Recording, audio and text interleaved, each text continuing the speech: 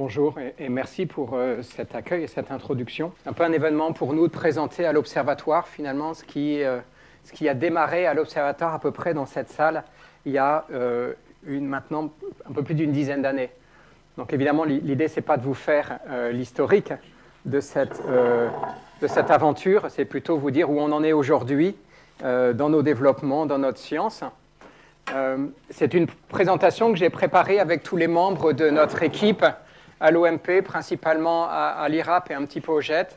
Une grosse équipe ChemCam qui est ici. Donc vous voyez les membres qui m'ont tous aidé à faire des transparents. Et en premier lieu, je voudrais remercier surtout Olivier Gannot, sur lequel toute notre équipe repose. Mais en fait, ça c'est des scientifiques. Et ce qui est important pour moi de dire aussi, c'est que on a écrit il n'y a pas longtemps un bouquin, enfin c'est le bouquin que vous trouverez à la bibliothèque, sur toute la charge utile à la surface sur Curiosity. Et dedans, il y a quelques-uns de nos articles à nous. Et ça, c'est les auteurs de l'article qu'on a écrit. Et c'était une façon de dire qu'il faut plus de chercheurs, il faut plus d'ingénieurs, techniciens administratifs, nos ITA, que de chercheurs pour faire un instrument à la surface de Mars. D'ailleurs, j'y reviendrai. Donc, c'est une grosse équipe, une équipe franco-américaine. Je fais le basique sur Mars c'est un peu nécessaire quand même. C'est pour vous dire que, bon, voilà, petite planète plus loin du Soleil. Mais ce qui m'intéresse, c'est de vous raconter que je suis en vacances. On est tous en vacances depuis une semaine, tout simplement parce qu'on est en conjonction. Et donc, Mars est derrière le Soleil. Il n'est pas vraiment occulté, mais il est à moins de 3 degrés du Soleil, ce qui fait qu'avec nos grandes antennes de 64 mètres, quand on les tourne vers Curiosity, on les tourne aussi vers le Soleil. Et le Soleil est un émetteur radio extraordinaire, ce qui fait que ça pollue notre signal. Aux dernières nouvelles, hier, on était à 1 degré. On reçoit encore le bip du rover, donc on sait qu'il va bien. Il est en sommeil pour 3 semaines. Il se réveille tous les jours pour nous faire un petit bip et prendre des mesures météo. Mais on ne lui envoie plus de commandes. On a peur que les commandes arrivent erronées à son bord. Donc on est en vacances pour 3 semaines, c'est plutôt une bonne chose. Faire une présentation de Mars, je pense que le plus simple, c'est toujours de revenir à la base, c'est-à-dire la topographie. Ça, c'est une carte MOLA qui était faite sur l'instrument Mars Global Surveyor, où vous avez la topographie qui va... on a pris un 0 de référence qui est à peu près ici. Ici, c'est le développement, la partie équatoriale. Ici, en stéréographique, le pôle nord, le pôle sud. Et puis, c'est un peu saturé en couleur, mais bon, le 0 est ici. Négatif, en moins 8 km, on a saturé. Ici, on descend jusqu'à moins 11 km. Donc, ce qui est un peu équivalent d'ailleurs, vous remarquerez à la Terre, simplement ici, tous les dômes ici, on a saturé en positif, 12 km, il faudrait monter jusqu'à plus 28. Donc évidemment, c'est une petite planète, donc moins de gravité, c'est facile de faire une topographie plus grande, mais une planète qui va être dominée par des gros volcans, donc des massifs volcaniques que vous voyez ici très très haut, vous en avez ici aussi, et puis des cratères, une surface très clairement ancienne. Vous avez une surface qui est saturée en cratères et principalement dans l'hémisphère sud, où vous avez ici des empilements de cratères qui vous montrent que la surface est ancienne. Et très clairement, l'hémisphère nord, il y a deux choses. Un, l'hémisphère nord, il est moins élevé que l'hémisphère sud. Et deux, il est plus jeune en surface. Alors on se pose toujours plein de questions on a différents modèles. Des modèles en particulier expliquant qu'on a arraché une partie après les bombardements qui ont fait en majorité tous ces petits cratères, on en a arraché une partie qui c'est un peu comme les mers lunaires remplies de lave, et puis ensuite on va remettre quelques cratères quand même, c'est pas si récent que ça. Donc on a quelques modèles qui expliquent pour la différence de topographie entre le nord et le sud, quelques modèles aussi qui expliquent pourquoi les surfaces sont plus jeunes, donc on y travaille pas mal. Et ce qui est un peu étonnant, c'est qu'à chaque fois qu'on va vouloir poser une mission, on se retrouve très souvent à la dichotomie, où il y a une différence d'à peu près 4 km, qui semble être la région de toute façon la plus intéressante. Donc des cratères, des volcans, pas de traces à grande échelle de tectonique, même si on pense qu'ici on a des failles comme Valles Marineris qui sont liées plutôt à des fractures, plus que de la tectonique. On a même envisagé une tectonique à une plaque à grande échelle, il n'y aurait qu'une seule plaque sur Mars, mais très clairement ici, lié à la montée de Tarsis, on a des grandes fractures, ici, qu'on appelle Valles Marineris. On peut décrire ça pendant très longtemps. On voit aussi, bien sûr, au pôle nord comme pôle sud, on voit des calottes. Les calottes sont très importantes, c'est les calottes principalement de CO2, mais on a aussi de l'eau qui sont en équilibre avec l'atmosphère. Alors aujourd'hui, pour aller très rapidement sur cette notion, ici vous avez la pression, ici la température, le point triple de l'eau est ici, le point triple du CO2 est ici, la Terre, alors après on a toujours des températures extrêmes, mais ici on essaie de mettre entre ces pointillés les températures qu'on peut avoir sur une année, et puis ici c'est souvent des maximums soit au niveau des maximums au niveau de l'équateur, un jour par an ou 2 jours par an, ça dépend. Et puis ça, c'est des minima au niveau des calottes polaires pendant l'hiver. Mais très clairement, la Terre est dans le domaine de l'eau liquide. Ça, vous le voyez très bien, vous le savez bien. Et puis, rentre dans le domaine ici des glaces d'eau. Peut éventuellement, dans des cas vraiment extrêmes, avoir du CO2 sous forme de neige carbonique. Bon, c'est vraiment extrême. Alors sur Mars, on va être évidemment une pression qui est plus faible. On a 1/100 de pression atmosphérique. Et en température, on est en moyenne plus faible. On tangente le 0 degré, mais c'est vrai que, là vous allez le voir, qu'en ce moment on était surpris, on est plus chaud que prévu. Mais on tangente 0,5 degrés. Mais c'est vrai qu'à certains endroits, il est arrivé qu'on monte jusqu'à presque 25 degrés. Et à ce moment-là, on atteint vraiment, mais ponctuellement dans une journée, le point le plus chaud autour du point triple, mais dans la nuit, ça reviendrait très clairement en dessous. Et puis, par contre, ce qui est plus intéressant, c'est que pendant très longtemps, on peut rester au niveau des calottes polaires avec des précipitations de CO2. Donc ça, c'est aujourd'hui, évidemment, voilà la présentation de Mars. Si on essaie de replacer Mars dans le temps sur une frise chronologique, c'est pas facile en un seul transparent, et celui-là, je l'ai pris à l'équipe de Jean-Pierre Bubring sur Oméga. Le 0, c'est l'instant maintenant, 4,56 milliards d'années, c'est la formation. On a assez arbitrairement, enfin au départ c'était arbitraire, puis ça, avec le temps ça a pris un sens, défini 3 unités bien particulières, on appelle le noachien, l'hespérien, l'amazonien. Finalement c'est un peu qui ressemble beaucoup aux unités qu'on a définies d'ailleurs sur la Terre. Si on prend la partie la plus récente, qu'on appelle l'amazonien, qui s'étend sur à peu près 3 milliards d'années, une planète, je dirais, quasi morte, c'est-à-dire une planète qui finit quand même de construire, qui a toujours du volcanisme, qui finit de se refroidir, mais qui a vraisemblablement déjà perdu son atmosphère. Évidemment, il n'y a plus beaucoup, à cette période, il n'y a plus beaucoup d'impact. On a encore des épiphénomènes, par exemple ce qu'on appelle les gueulises, ou des glissements de terrain. On a bien sûr les phénomènes atmosphériques qui construisent les calottes, mais on est dans une planète qui est sèche, très clairement, et froide. C'est le Mars actuel qui n'exclut pas de temps en temps qu'on ait eu à voir une poche d'eau ici qui surgisse à la surface avec des écoulements qu'on appelle catastrophiques, mais dans son ensemble, c'est la planète, je dirais, quasi morte qu'est Mars. Ce qui est beaucoup plus intéressant, c'est ces 2 premières périodes, le noachien et l'hespérien. La frontière, d'ailleurs, est assez difficile à définir. Le noachien, c'est ce qui va faire suite au bombardement, enfin à la formation de la planète, au refroidissement, à la construction de la croûte, la différenciation de la planète, et qui va très vraisemblablement correspondre à une période où il y a une atmosphère qui est dense. Une atmosphère qui est dense avec des effets de serre, on est plus loin que le Soleil, que la Terre du Soleil, pardon, et donc on doit avoir un gros effet de serre pour construire une planète un peu chaude, et très clairement ici on voit des périodes, on voit des vallées qui se développent, qui sont relativement, dont on a mesuré les rayons de courbure et les pentes pour montrer que c'est des vallées de type fluvial, donc c'est des réseaux de vallées fluviales, et c'est donc la période qu'on appelle humide, c'est donc Mars est humide et Mars est chaude, c'est donc la période probablement la plus intéressante de Mars. Entre les deux se trouve l'hespérien, où là le volcanisme commence à se développer. On va avoir l'atmosphère commence doucement à partir. On pense quand même que s'il y a une période dans laquelle il y a eu un océan sur Mars, c'était celle-ci, c'est 200 millions d'années là, où vraisemblablement on peut avoir possibilité d'un océan à grande échelle. Les uns voudraient bien couvrir tout le pôle nord de l'océan, mais ça, c'est pas si simple que ça. On a très clairement des traces à certains endroits pas ce qu'on appelle une plage, mais au fond d'isocontours. Donc c'est pas impossible qu'il y ait eu un océan à grande échelle, ou au moins il y a eu des lacs, enfin pas mal de choses, on va y revenir. Et on commence à déposer les calottes qui vont se développer par la suite. Donc c'est la période, je dirais, presque de transition, où là les écoulements ne sont plus des écoulements de type fluviaux, c'est plutôt des écoulements de type catastrophique. On peut avoir des écoulements en dehors d'un équilibre thermodynamique, simplement l'eau sort, et le temps qu'elle coule, en même temps elle s'évaporera, elle sortira. Ça, c'est la présentation assez grossière, c'est hyper grossier de Mars. On a voulu là-dessus coller des signatures minéralogiques, et ça, c'est un résultat de Mars Express, de l'instrument Omega.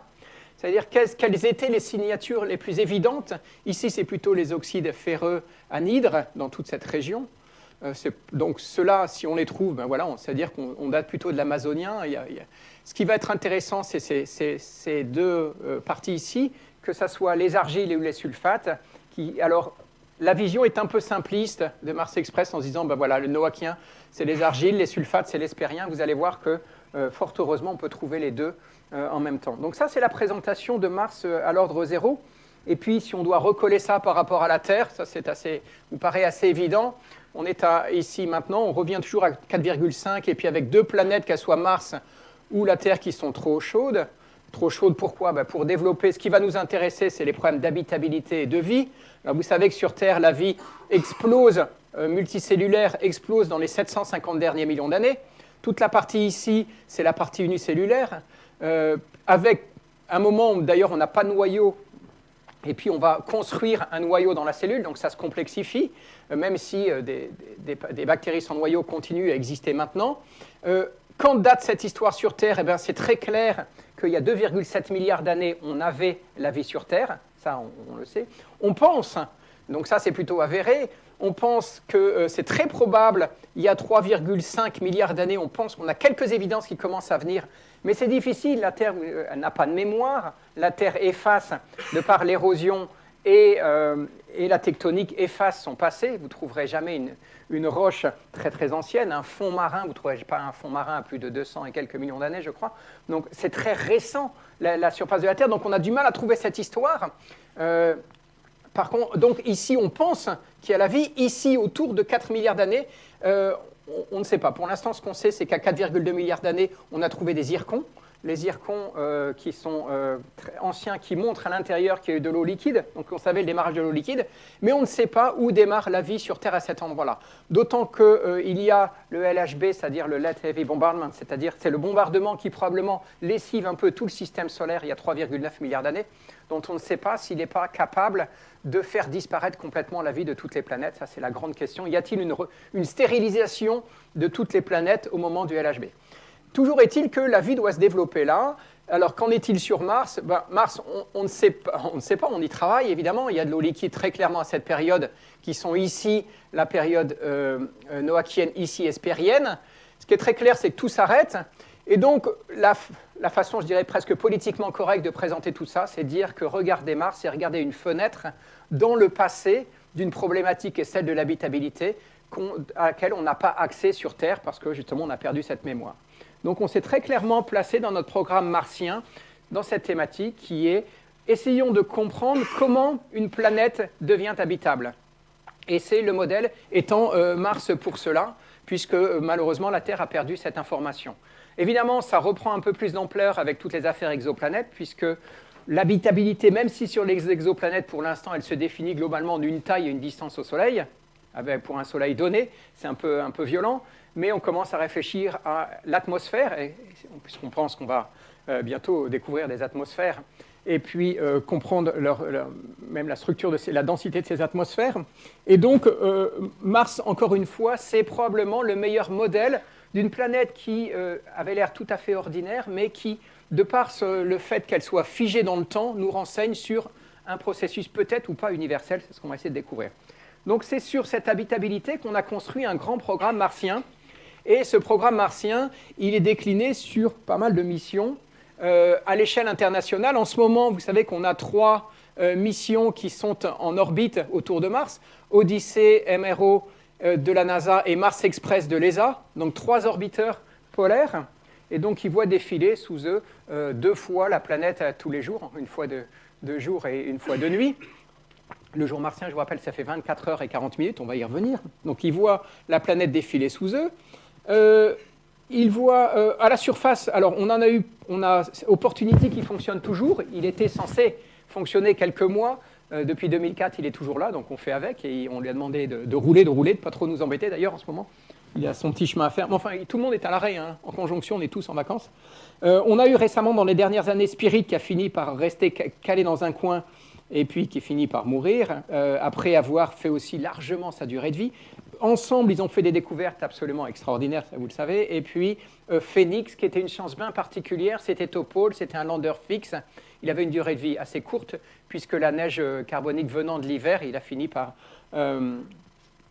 mourir, mais il a fait de très très belles découvertes sur la glace, d'eau, le perchlorate et pas mal de choses. Bon, celle-là ne fonctionne pas. En ce moment, on a un lander, un rover, Opportunity, trois orbiteurs. On a MSL, donc qui vient de se poser. Et puis, l'avenir, c'est à la fin de l'année lancer Maven, qui est un orbiteur atmosphérique qui va pénétrer à l'intérieur de l'atmosphère et en ressortir. L'idée étant de comprendre comment l'atmosphère s'échappe.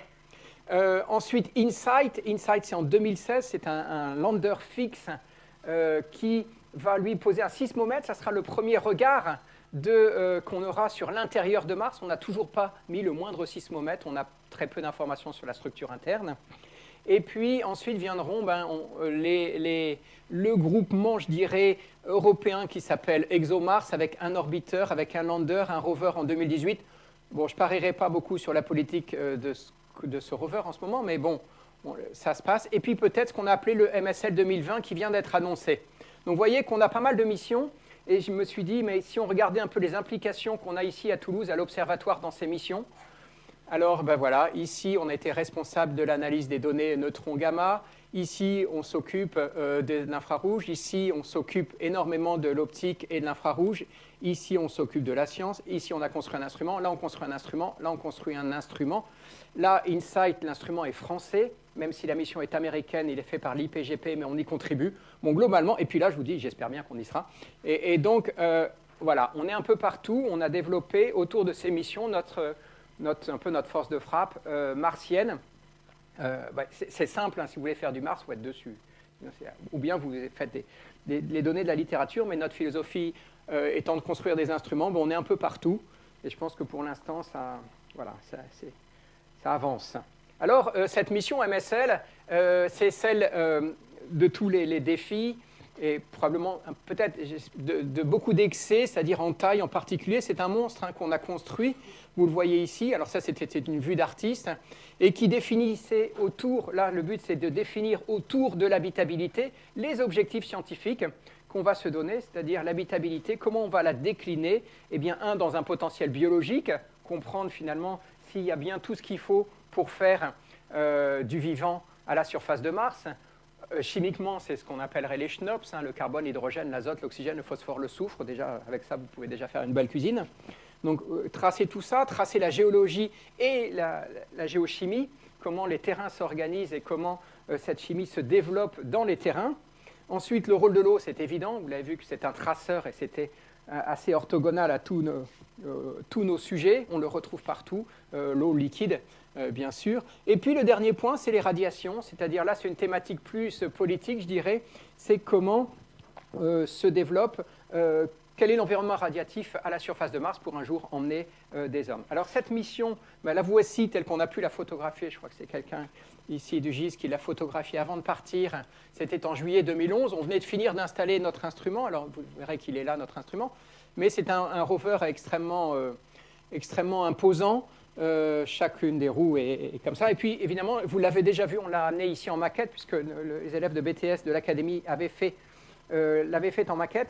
Bon, il est très gros, voilà, je n'ai pas grand-chose à dire, c'est un monstre. Il a un réacteur isotopique ici qui fournit l'énergie. On a à peu près 4 kg de plutonium, ce qui fait que c'est assez confortable de faire une mission. Nous, c'était génial à construire, parce qu'on n'a jamais eu de problème de puissance électrique. On a tout ce qu'on veut. Problème de masse, on n'en a pas eu tellement, on en a eu un certain moment, puis après ça a disparu. Donc c'était assez confortable de travailler là-dessus, même si les environnements, pour le coup, sont très, très forts.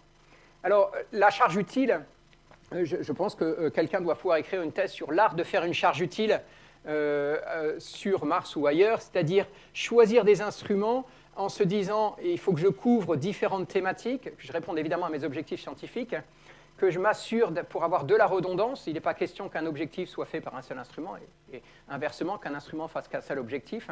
Il n'est pas question de prendre les meilleurs instruments, ça ne marcherait pas, il faut prendre les instruments super complémentaires. C'est aussi une façon pour dire que quand on a été sélectionné, c'était en 2005, on était les premiers surpris. pensaient pas qu'on serait sélectionné, et pas parce qu'on était les meilleurs, il se trouvait que ça correspond à ce qu'ils avaient envie à ce moment-là.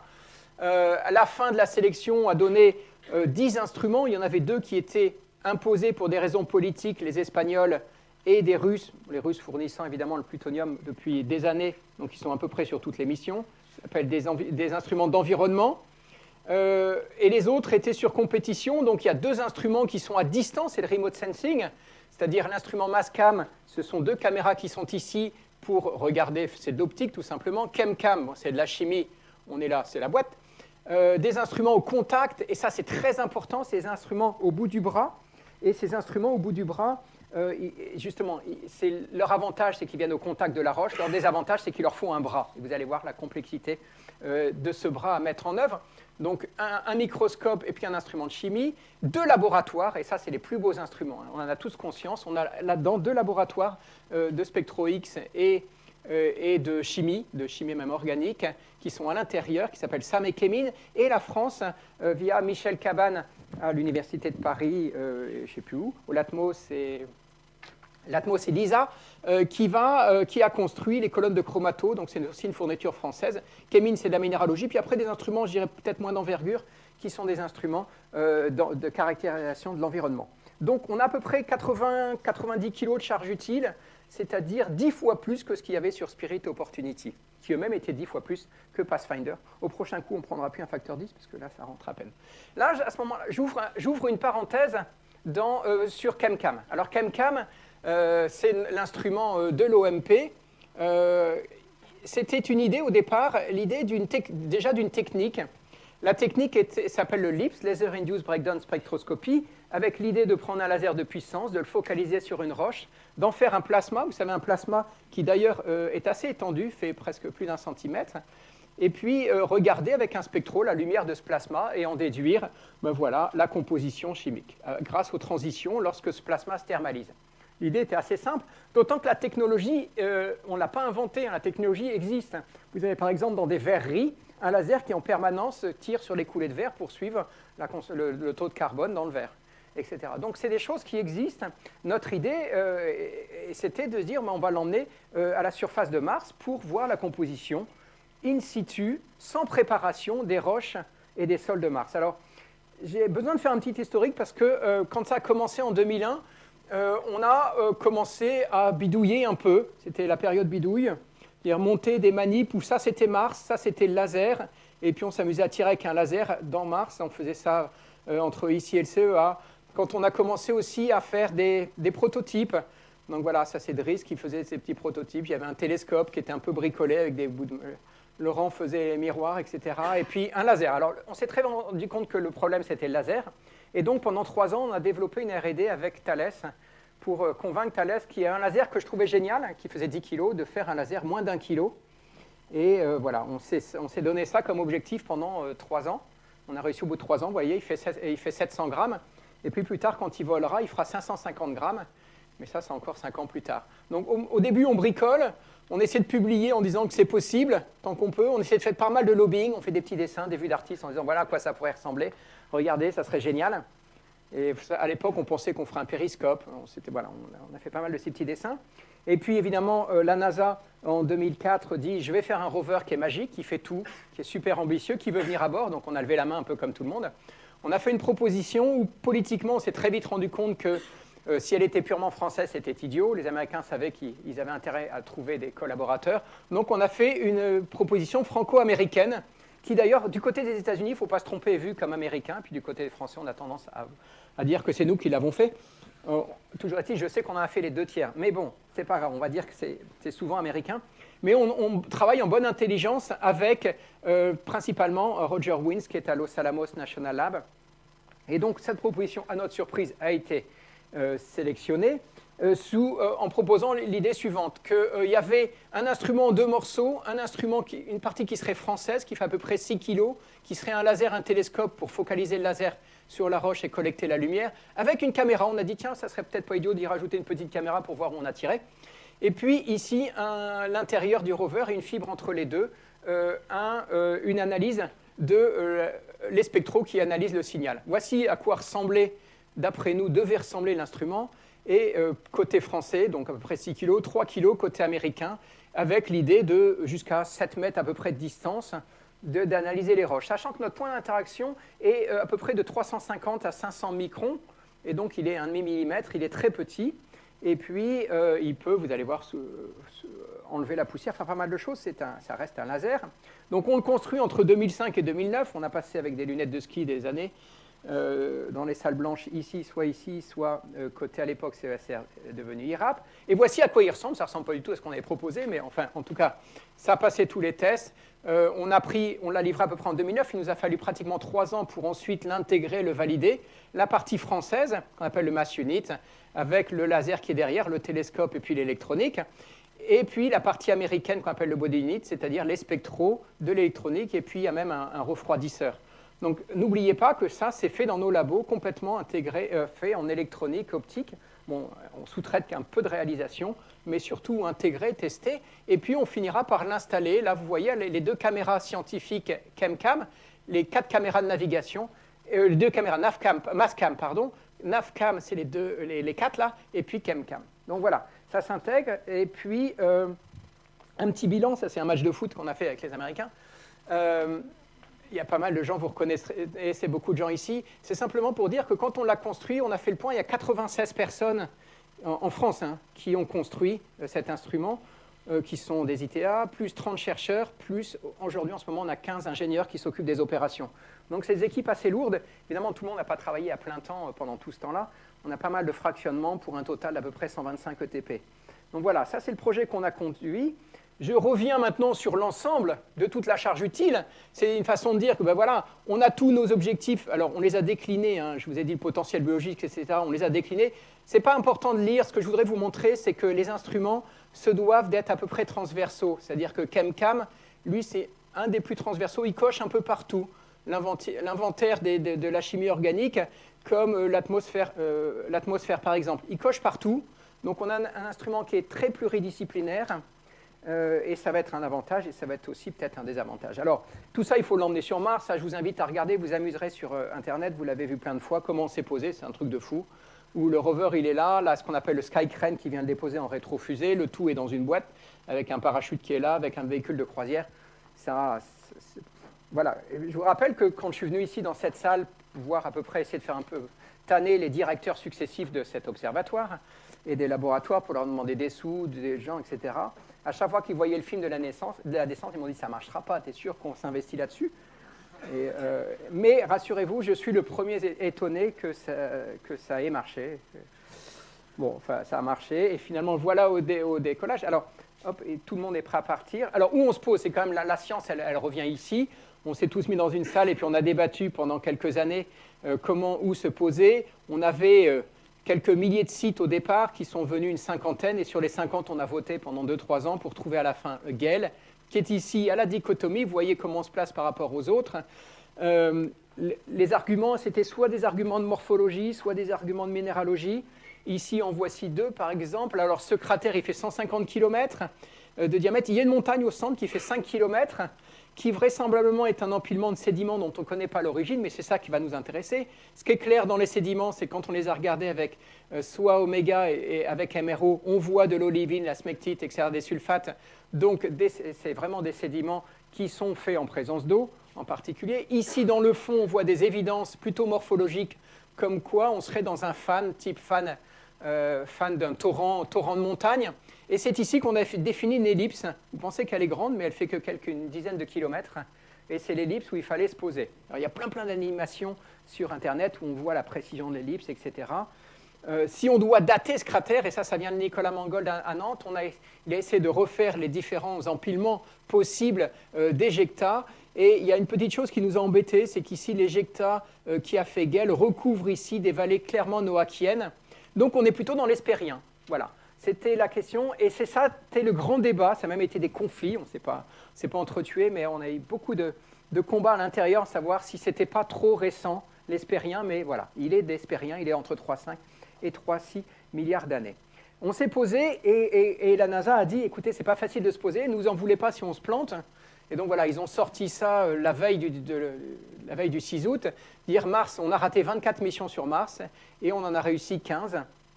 Voilà, Mars a gagné 24 fois puisque l'émission était ratée. On avait réussi 15 et donc c'était la 16e. Ils avaient placé la barre un peu haut et puis voilà, ça s'est passé. Bon, et donc on imagine qu'on se pose. Plusieurs jours et même semaines après arriveront cette très belle image où alors qu'on est en train de se poser, on voit le bouclier qui est en train de tomber à la surface de Mars. Il est en train de s'éloigner, c'est le bouclier de la capsule. On voit ici, dans les derniers instants, les rétrofusées qui vont impacter le sol. Donc on a même un film de la descente qui est assez spectaculaire qui a été pris. Et puis, quand on regarde avec Camero notre petite pollution, on en a mis un peu partout. Curiosity est là, le parachute est là. On a une très belle image il y a une semaine, où on voit le parachute qui est en train de bouger dans le vent, puis il risque de bouger pendant quelques années. Le Sky Crane est là, il a même fait des éjectats. Ici, c'est le bouclier, voilà, c'est un grand classique. Maintenant, on a des résolutions qui permettent de retrouver à peu près tous nos petits à la surface et même de les voir bouger. Touchdown confirm, ça c'était le jour 1. Alors, on va parler en sol. Les sols, c'est des jours martiens, donc 24 heures et 40 minutes. On s'est posé au sol 0, mais ça, l'image est bien plus belle au sol 1 quand on a enlevé son couvercle. Et on voit l'ombre de notre rover. Et là-bas, on voit, pas forcément très bien ici, mais on voit le mont Sharp, les dunes de sable qui sont entre nous. Donc déjà, on est posé, on est vivant. Et puis, on va faire un premier panorama avec déjà déployer le bras. Le mât était là. Et nous, on est contents. Ça, c'est ChemCam. C'était notre télescope à nous. Il se lève. Et qu'est-ce qu'on voit à la surface? Eh bien, on voit à la surface... déjà, on voit deux choses. À la surface du rover, on voit plein de cailloux. Donc, on s'est fait largement arroser par Mars. C'est-à-dire qu'il y a eu... les rétrofusées ont impacté le sol qui l'a fait exploser. Et donc, on a des petits morceaux de cailloux partout. Personne n'a été touché, sauf, malheureusement, un des petits détecteurs devant des Espagnols qui semblent avoir souffert. Enfin, ils avaient 6 capteurs, ils n'en ont plus que 4. C'est encore jouable. On voit que le rover va bien. Et puis, on voit ici les bords du cratère que vous voyez en arrière-plan. Et ici, les rétrofusées qui ont carrément perforé le sol. Et c'est très intéressant parce que ça permet évidemment d'avoir une vision sous la surface, mais dans le même temps, c'est super pollué, donc on va beaucoup débattre, on y va, on n'y va pas. Finalement, on passera dessus à toute allure, on ne s'arrêtera pas, de peur de polluer nos instruments avec toute l'hydrazine qu'il a fallu pour creuser ces trous. Ça, c'est simplement pour vous dire que pendant les 90 premiers jours, on a simplement fait une recette. C'est une recette standard. Vous allumez d'abord votre antenne, vos communications, etc. Puis chaque instrument est à un certain moment des changements de vol, de software. Le software a été développé pendant la croisière, celui pour rouler, et donc il est chargé à ce moment-là, etc. Donc tout se développe. Jusqu'à la fin, on termine à peu près quand on fait le premier drill. Mais c'était un peu ambitieux. On avait répété ça. On a répété pendant des années tout ça.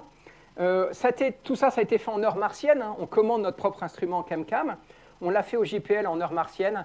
On a failli devenir fou. Hein. C'est pas facile les heures martiennes. Vous partez tous les jours 40 minutes plus tard. Et donc, ça ne gère pas facilement avec les familles.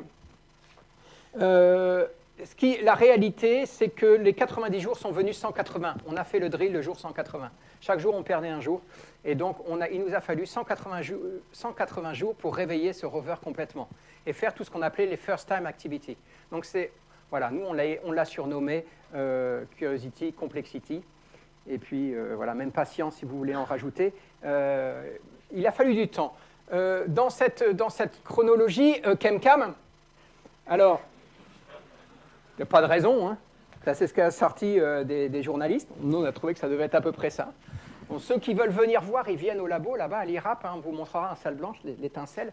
Pas très grande, hein, quand même. Mais bon, on peut imaginer que ça a bien claqué. Alors, cette image est très belle. Elle viendra bien après. C'est une image du bras. C'est le bras qui se met devant nous et qui nous prend en photo. Ce qui était plutôt sympa, parce que d'habitude, comme on prend toutes les images avec ces 6 caméras ici, nous, on est étant la 7e, mais avec un peu de champ, voilà, on a très peu de photos de nous, mais celle-là, elle est là. Alors, on a tiré, et finalement, je ne sais pas si ça fait cette explosion, mais ça, c'était probablement la plus grande joie pour toutes les 100 et quelques personnes qu'on travaille dans l'équipe. C'était le premier spectre. Donc, les spectres vont de 240 nanomètres à peu près, là, on a un peu tronqué, mais c'est presque 900 nanomètres. Ici, vous avez une amplitude, et la première, je crois avoir vu, le premier à avoir eu ce spectre, ça doit être Olivier Forny et Agnès Cousin, et ils m'ont dit, il est super, mais il y a un problème. J'ai commencé à paniquer, et en fait, il est saturé. Regardez, l'arrêt d'oxygène ici et sature le signal, c'est-à-dire qu'on a un spectre qui était meilleur que ce qu'on avait prévu au labo. Enfin, à force d'empiler des marges et des marges et des marges, et puis des enceintes qui, l'un réplique Mars, l'autre réplique, etc. On avait pris pas mal de marges, et à la fin, ben voilà, il semble que pour l'instant, l'instrument marche super bien. Là aussi, c'est saturé encore, mais ici, la roche, pourquoi c'est saturé comme ça? Voilà, on voit très bien les structures, on a tiré pile au milieu ici, et on voit tous les éléments avec des rapports sinueux sur bruit. Il y en a quelques milliers, il n'y a pratiquement pas de continuum, où on en a enlevé un petit peu, mais vous avez des raies qui sont très visibles. Chaque raie, évidemment, c'est une transition, donc on a comme ça à peu près entre 150 et 200 raies par spectro. On a 3 spectros, et chacune donc, est très riche en raies, avec des éléments bien sûr majeurs, des éléments mineurs, des éléments traces. Ici, bon, par exemple, vous avez le manganèse qu'on voit. L'hydrogène, alors là, on a tiré 30 fois. Le premier tir, on voit l'hydrogène. Le deuxième tir, on voit du carbone, mais le carbone, c'est l'atmosphère. Donc très clairement, il se passe un truc différent au premier tir qu'aux autres tirs. Et comme ça c'est un spectre type, je vous en montrerai d'autres, de ChemCam. En même temps, on fait de l'imagerie, et cette imagerie montre ici un sol, par exemple. C'est la première fois qu'on tire un sol. Alors, on voyait un sol, on était à peu près à 4 mètres, le champ est de 8 cm. Et donc là, voilà, c'est avant-après. Vous voyez bien, on a fait 5 fois 30 tirs. Premier sondage du sol à distance. Ça, c'est appelé Beachy, on leur donne des noms à toutes nos cibles. Et donc, voilà, on écrit des petits trucs. Voilà, j'ai écrit ça, voilà. J'ai envoyé ça, évidemment, un peu à tout le monde, et les gens étaient ravis. Ils m'ont tous demandé d'écrire OMP, d'écrire UPS, d'écrire CNES, CNRS. J'ai dit, bon, on verra ça un autre jour. Pour l'instant, le but, c'est pas tellement d'écrire, c'est plutôt de sonder un peu en profondeur comme en surface. Ça, c'est un peu un résumé de ce qu'on fait sur Mars en ce moment. On est capable de faire un point, c'est-à-dire je prends un point et je tire 100 fois dessus. Puis ça me dit, voilà, ça peut être un sol, ça peut être une roche, ce qui passe. Et quand je fais 100 fois, je pénètre un petit peu, mais pas énormément. Ici, je fais ce que j'appelle un raster, c'est-à-dire j'ai fait 30 tirs 5 fois. Voilà, comme ça. Ici, j'ai fait un raster en 2D, c'est-à-dire là, j'ai fait 3 par 3, 4 par 4, 5 par 5. Donc on est capable, quand on fait un 5 par 5, par exemple, 25 points sur 30 tirs, vous voyez qu'on est capable en une journée facilement de faire 1000 tirs, ça nous arrive. On s'est donné une limite psychologique, on a dit on ne tire pas plus de 1000 fois par jour. On a peur de l'user, même si on ne sait pas la limite, à vrai dire. De temps en temps, ici, on a fait un death profile, on a tiré 600 fois au même endroit, on essaie de pénétrer peut-être 1 millimètre. Bon, on ne pénètre pas beaucoup plus, hein, quand même, ça reste un petit... Voilà. De l'imagerie, on a un imageur qui s'est révélé être beaucoup plus performant qu'on le pensait, donc on fait pas mal d'images toute seule. Et puis, quand on éteint le laser et puis on regarde les spectraux, on fait de la spectroscopie passive. Alors, les cibles, ça c'était les 100 premiers jours, typiquement, c'est entre 2 mètres et 7 mètres. Mais les gens aiment bien se concentrer autour de 5 mètres, et je peux vous dire que 5 mètres autour de nous, il y a quand même toujours beaucoup de cibles. Voici donc ces spectraux, enfin ce spectre. Et ici, toutes ces raies, les éléments majeurs, ils sont tous là, on les voit très facilement. Les mineurs, lithium, barium, strontium, rubidium, tout ce que vous voulez. Le carbone, il est dû à l'atmosphère. L'hydrogène, il est bien là, ça c'est très clair.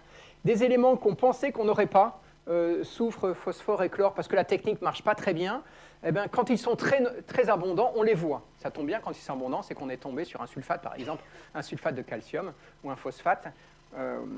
Et donc, on les voit assez bien. Donc voilà, très très riche, on en a plein des spectres comme ça. Alors, combien on en a? Eh bien, à l'heure d'aujourd'hui, on en a 44 000. On a 44 000 spectres, 44 000 tirs, et chaque tir, c'est un spectre, sur à peu près 1300 points différents, c'est-à-dire que souvent, on tape plusieurs fois sur le même point, pour avoir soit de la statistique, soit pour creuser en profondeur, sur des cibles assez différentes, parce que souvent, vous allez voir qu'on fait 4 ou 5 tirs sur une cible, et puis on a aussi des images.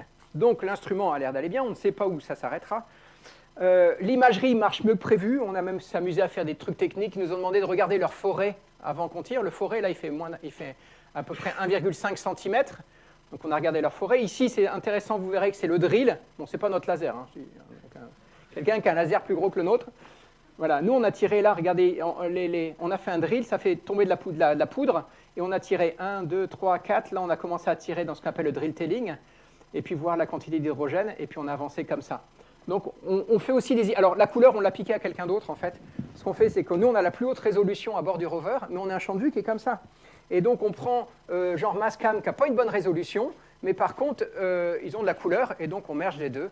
Si vous avez une résolution 3 fois moins bonne sur la couleur, ça marche, hein, vous arrivez bien à recoller à peu près. Et donc, on peut détecter où on a tiré, on voit la morphologie, on a un petit champ de vue, on a une résolution, voilà. On fait même des ISTAC en profondeur, pour ceux qui connaissent. Voici typiquement une campagne telle qu'on fait sur une roche qui s'appelait Rockness. Alors là, de temps en temps, on tire sur tout ce qui bouge, à droite, à gauche. Et puis d'autres fois, on se concentre sur une roche et puis on essaie de la charcuter. Ici, on a fait, par exemple, 5 tirs en diagonale. Là, on a fait 5 points, et chacun des points, c'est 30 tirs. Et ici, on a fait 2 fois voilà, 20. 1 par 20, d'ailleurs, vous avez vu que l'onde de choc enlève la poussière. Ça, c'est intéressant. Le premier spectre mesure la poussière, l'onde de choc, ensuite, enlève la poussière. Ici, on a fait un 5 par 5, et puis voilà. Et ici, on a fait 600 tirs. Vous voyez, là, cette roche, on a voulu la mettre dans tous les sens, et on est en train d'écrire les papiers sur une roche qui est d'ailleurs, somme toute, assez, je ne peux pas dire classique, mais volcanique normale. Dernière chose sur cette recette, ChemCam, ça, c'est une chose qui est sortie dans la presse il y a 2 jours. C'est parce qu'on voulait montrer, le projet nous a montrer comment ils étaient bons. Alors on est tous bons, mais ici vous allez voir que c'est la vision qu'on a des Navcam, des 2 petits trous qu'on a fait. Ils sont à 2,50 m, ils font 1,8 cm. Et là on a besoin d'un... C'est un peu comme à la pétanque, il y a celui qui pointe et puis celui qui tire. Et Olivier Gannot, c'est notre pointeur, et donc il a pointé. On lui a demandé d'essayer de pointer alors une fois là, ça c'est assez facile, et une fois carrément dans le trou. Et regardez, après on a tiré. Et donc ici, on a 10 points de mesure sur le mur du trou, donc qui est là au fond. C'est Sébastien Chastanet qui a fait cette représentation. Et puis ici, sur chacun, eh bien, on a des spectres, on a une trentaine de spectres sur chacun, où on voit évoluer la structure interne. Et en particulier ici, vous avez une veine blanche qui est une veine de sulfate de calcium, sur laquelle d'ailleurs on est passé. Donc voilà, la capacité à tirer, c'est un peu l'idée de ChemCam. Alors, sur tous ces résultats maintenant, il me reste à peu près 20-25 minutes pour vous parler des résultats que j'ai divisés en 4 classes. C'est très difficile, on en a énormément, et je ne suis évidemment pas le spécialiste de chacun de ces résultats. Je vous donnerai tous les spécialistes quand vous avez les bonnes questions. Des résultats un peu sur l'atmosphère, qui sont les résultats plutôt dans l'ensemble de MSL. Sur les 100 premiers jours, où c'est plutôt des résultats, je dirais, de géochimie. Sur les sols, alors, là, je n'ai pas fait attention, mais c'est les sols, soil. Voilà, et ça, par contre, les sols, c'est les jours. Ouais. Voilà. Et puis d'autres résultats sur les terrains sédimentaires, vous allez voir que les terrains ont pas mal changé. Très belle image au fond de Mastcam en couleur, donc qui est prise par les 2 caméras qui sont en dessous de nous, où on voit le mont Sharp, on voit les dunes. Je vous rappelle que c'est cette montagne qu'on doit aller escalader un jour, si on veut bien se donner la peine d'y arriver et d'arrêter de bagnoder. Moi, je vous raconterai ça après. L'atmosphère, elle se comporte comme une bonne atmosphère. On était surpris, hein. On a passé les 0 degrés, donc on ne s'y attendait pas. Il y a un vent catabatique qui descend du flanc de la montagne et qui semble nous réchauffer 10 degrés de plus que les modèles le prédisaient. La nuit, on est à moins 90, c'est-à-dire que vous avez 90 degrés d'amplitude jour-nuit, ce qui n'est pas bluffant, mais pour un instrument, et c'est de ça qu'on mourra. Je ne sais pas quand on mourra, mais on mourra de la fatigue. Très clairement, il y a quelque chose qui finira bien par se décoller. Nous, on réduit parce qu'on a des réchauffeurs à moins 40 qui nous empêchent de descendre en dessous de moins 40. Mais le rover souffre énormément de cette amplitude jour-nuit. La température de l'air, et puis il mesure la température du sol. Évidemment, l'air est en retard sur le sol, l'air est chauffé par le sol. Ça, c'est des mesures de nos amis espagnols. Quand on regarde la pression à 2 moments différents, le sol 31, sol 93, on s'aperçoit qu'en fonction du temps local, eh bien, on a une onde de dépression qui se propage. Simplement, c'est l'atmosphère qui gonfle sous le soleil et puis elle va se propager à la surface, cette onde. Donc on la voit très bien ici. Ce qui est impressionnant, c'est que dans cette onde, finalement en 24 heures, vous avez une amplitude de pression à l'endroit où vous êtes équivalente sur Terre à 3500 mètres d'escalade, de grimpette. C'est-à-dire tous les jours, vous grimpez les 3500 mètres, simplement c'est la pression. Le fait que la pression augmente après entre le sol 30 et le sol 93, eh bien, c'est simplement que la glace de CO2 est au pôle sud, est en train de se sublimer. En ce moment, la calotte sud se sublime et donc on augmente en pression. La composition, ça c'est Sam qui l'a fait, ça a été très vite. Sam a fait une première composition d'atmosphère, c'était la petite anecdote, il a sniffé un peu le truc, et puis il a dit, oh là là, au début c'était azote et oxygène. On n'était pas très heureux. On a dit, les gars, il va falloir refaire, ça ressemble à la Floride. Bon, donc, ce qui nous pose un problème, c'est nettoyer les instruments, c'est quand même un peu compliqué. Et donc, deuxième mesure de composition, là ça tombe bien, hein, on a du CO2. En argon, azote, surprise, l'argon est plus élevé que l'azote, ce qui est contraire à tout ce que les bouquins disent depuis des années. Mais bon, on sait que ça peut varier en fonction de l'époque. Évidemment, de l'oxygène, et ça c'est très important pour tous les processus oxydants aujourd'hui, et puis du monoxyde de carbone. Composition de l'atmosphère. Et plus intéressant, et ça c'est sorti il y a la semaine dernière quand on était à l'EGU, c'est la mesure par SAM des isotopes de l'argon. Alors l'argon est très intéressant parce que chimiquement il est inerte, et donc c'est un très bon traceur des processus atmosphériques. On le connaissait, on connaît la valeur primordiale qui est celle du Soleil, on a une petite idée, celle de Jupiter, grâce à la sonde Galiléo. Pour la Terre, on le connaît très bien, on connaît pourquoi c'est un peu plus bas pour la Terre, parce qu'on a eu un petit échappement atmosphérique qui privilégie évidemment les éléments lourds, légers sur les éléments lourds. Viking nous avait donné une barre d'erreur qui n'était pas terrible. Les météorites martiennes, c'est ça qui est intéressant, nous donnent une première étendue, qui n'est pas une barre d'erreur. Et SAM, alors le point est assez gros, mais en fait la barre d'erreur est plus petite que le point. Il vient de faire une mesure et dit deux choses. Un, que évidemment on a des processus d'échappement de l'atmosphère, on s'en doutait, il reste plus d'argon lourd que d'argon léger, mais surtout qu'on ne recolle pas parfaitement avec les météorites martiennes, donc là il faut qu'on bosse un peu.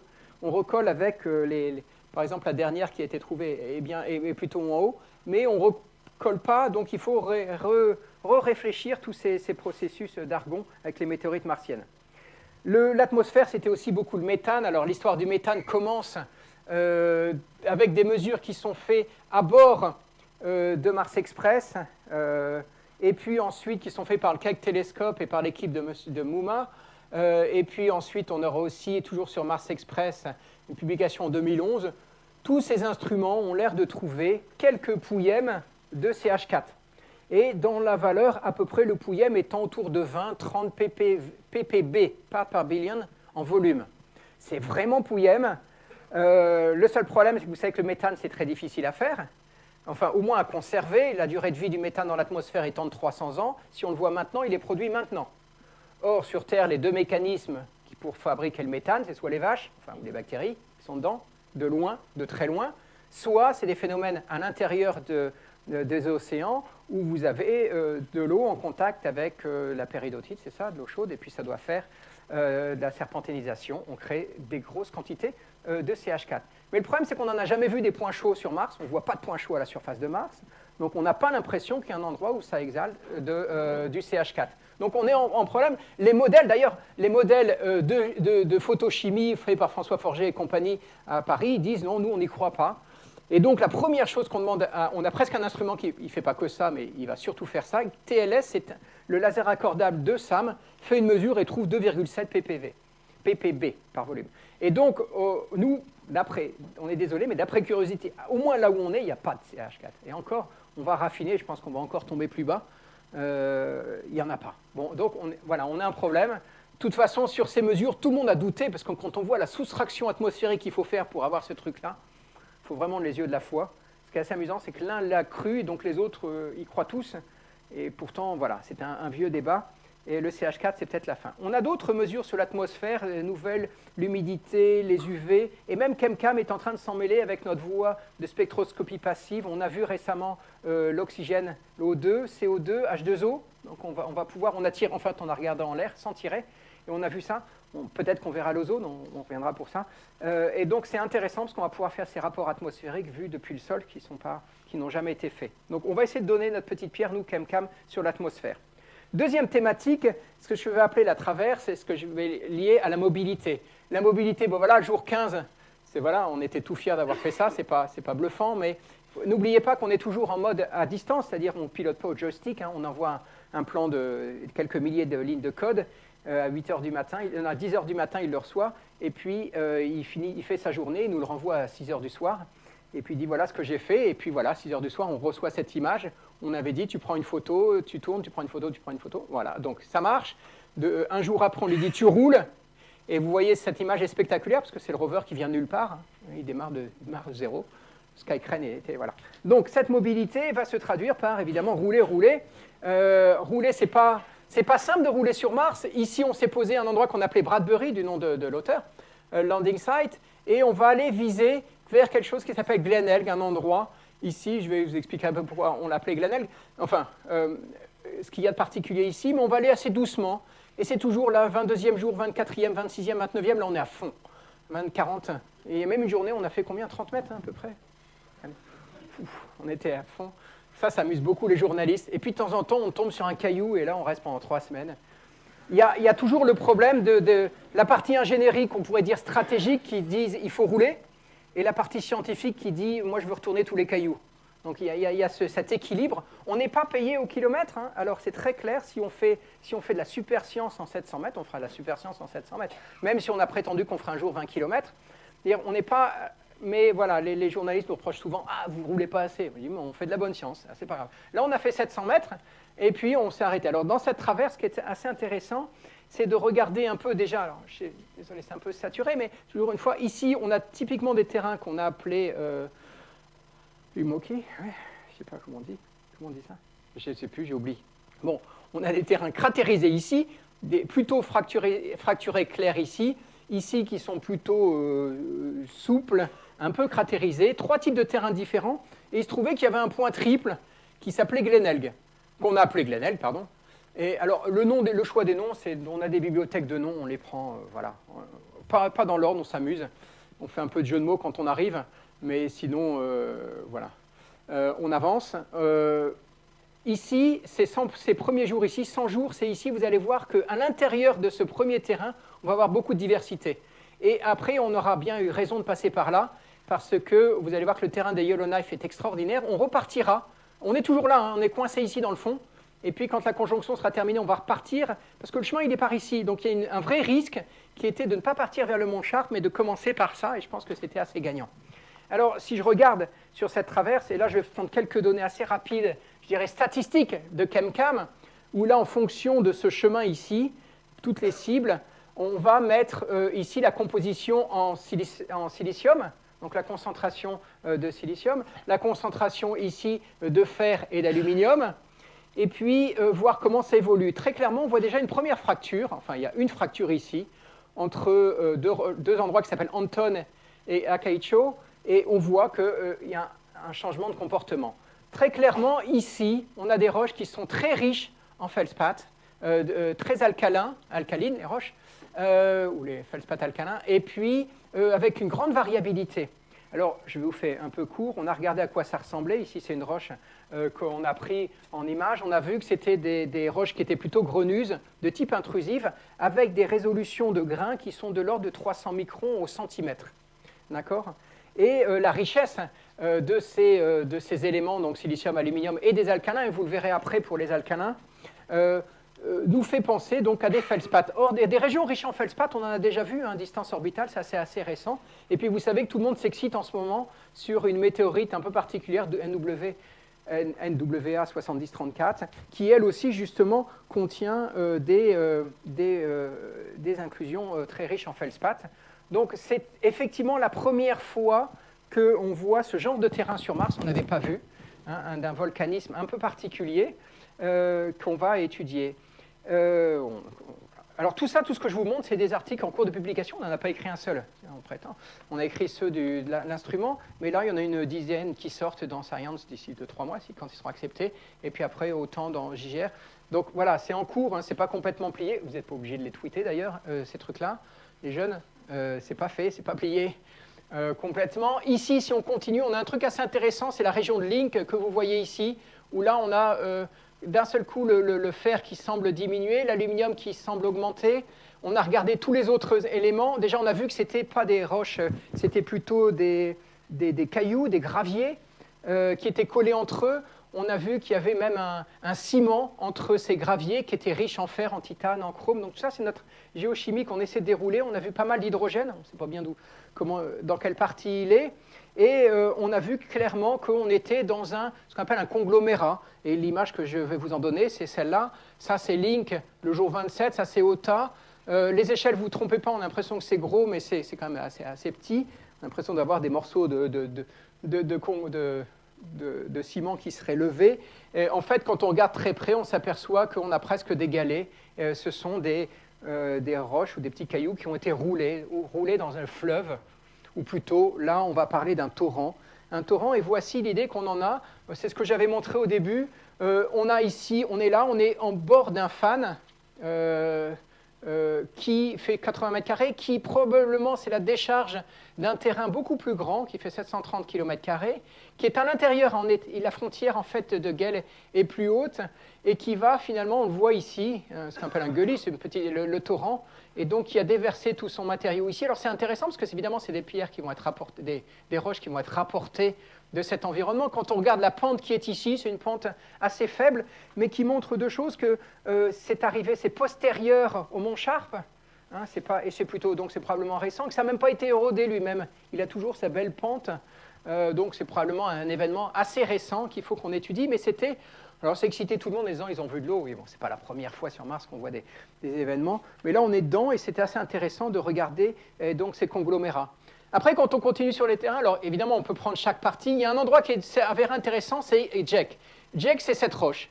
Cette roche en fait est une roche rapportée. Elle appartient probablement pas au terrain. Elle est en forme de pyramide. Alors les Américains, tout ce qui est pyramide, tout ce qui ressemble à un truc franc-maçon, ça les excite. Mais effectivement, je crois que quand on s'est intéressé dessus, ils se sont dit « Ah, génial !» On dit « On s'arrête, on pose tout le monde ». On lui a donné le nom d'un ingénieur qui venait de décéder malheureusement, qui était assez emblématique. On l'appelle Jek Matijevich. Et puis sur ce Jek, eh bien, on a pour la première fois mis tous nos instruments. C'est-à-dire que nous, ChemCam, on fonctionnait depuis le jour 13. Et là, on doit être au jour 45 à peu près.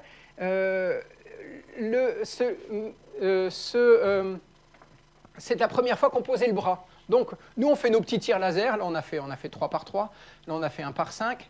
Pendant ça, là, on pose le bras. On va à la première vue microscopique, où on va voir d'ailleurs des vésicules. On va voir des phénocristaux très, très petits de feldspath, ce qu'on interprète comme tel. On va faire donc le microscope. La mesure APX, c'est la mesure de composition par fluorescence. Et puis, on va essayer de plotter ça, voir ce qu'on en déduit. Alors, si c'est un papier on l'a présenté au LPSC, mais le papier est en cours d'écriture par Ed Solper. Et donc, sur un diagramme TAS assez classique, finalement, où vous avez les alcalins et silicium, vous pointez, puis paf, on pointe sur les mugéarites.